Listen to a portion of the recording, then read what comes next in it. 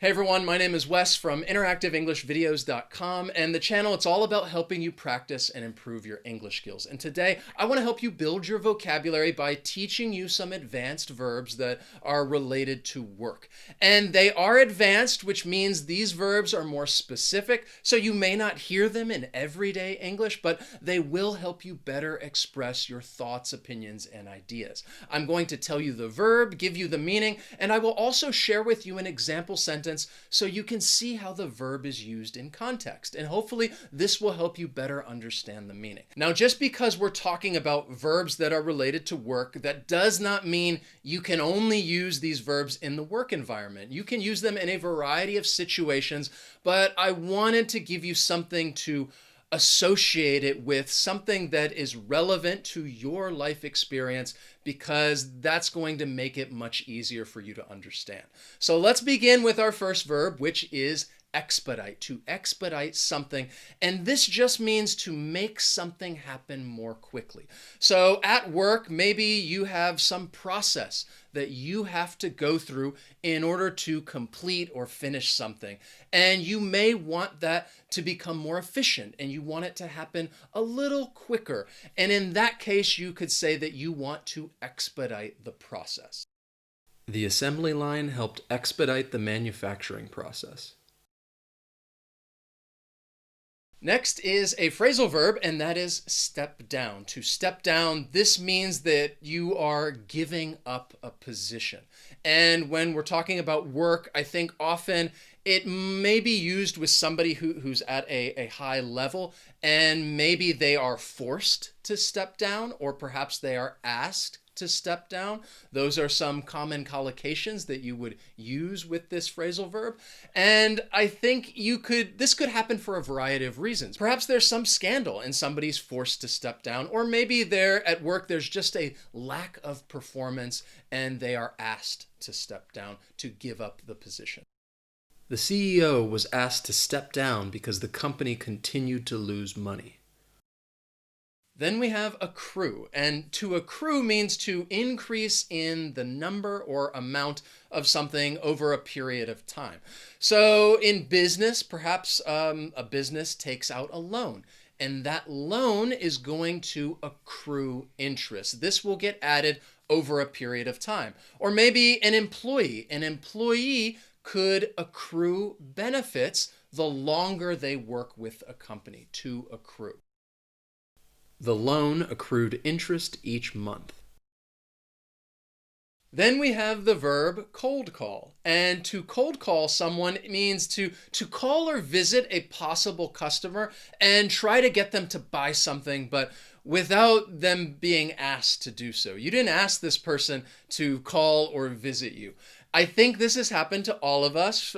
For example, we answer the phone and somebody is trying to sell us some product or service. We did not tell them to call us, but they are cold calling us. So you can use this phrase as a verb, to cold call someone, or you could also use it as a noun, to make a cold call. And with work, I think of someone who is in sales, and perhaps their job is to cold call all of these different people, and they're trying to get them to buy their product or service, to cold call. We constantly cold called people in order to bring in new clients. Then we have another phrasal verb, which is drum up. And to drum up means to increase business activity or try to get more support for something. For example, you may want to drum up demand for a new product so that more people will buy it. Or perhaps you want to drum up support for some new promotion that you're trying to do, to drum up. The store tried to drum up business with a new promotion. Next is, one of my favorite verbs, because I think I like to do it. I think many of us like to do it from time to time, and that is to procrastinate. And what it means to procrastinate is to delay doing something and trying just putting it off until later, mostly because it's something you don't want to do. Perhaps it's unpleasant, perhaps it's a little boring, and you could say that you are procrastinating. At work, I think this happens if there is something that we don't really want to do, but we have to do it. People tend to procrastinate.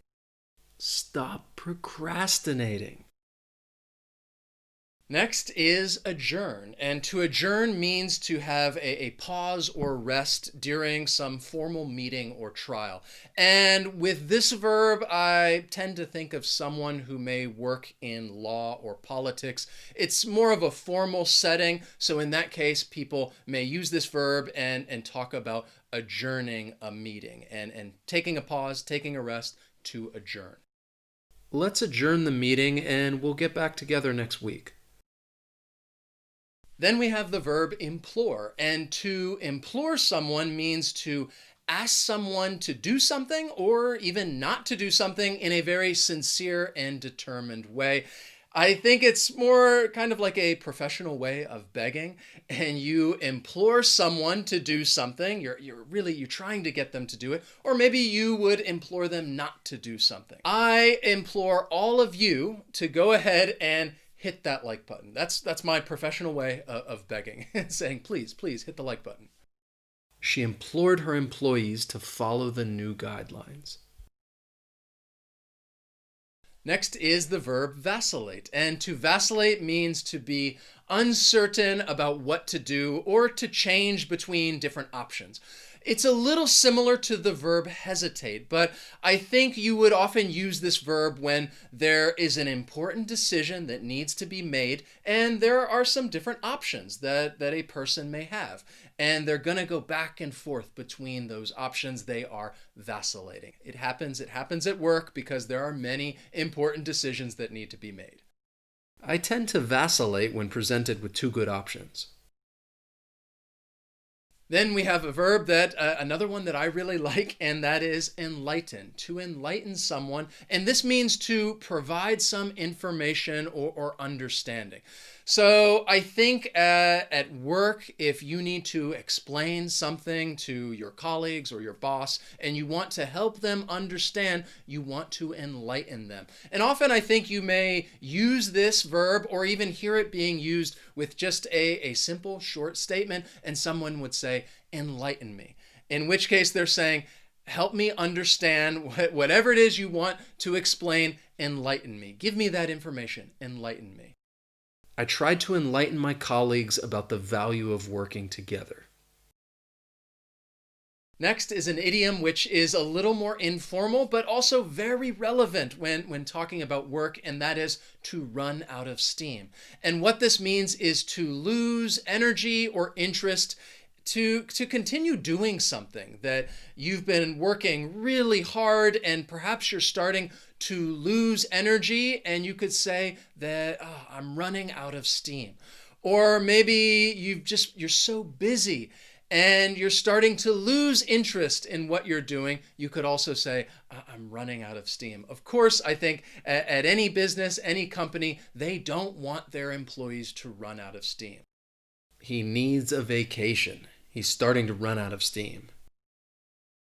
So I hope I was able to enlighten you with some new vocabulary words, and I also hope that you're not running out of steam and you will continue to watch some more English lessons, because I just know that you're not going to procrastinate. This is something that it must be done. Don't wait any longer. Keep watching some lessons.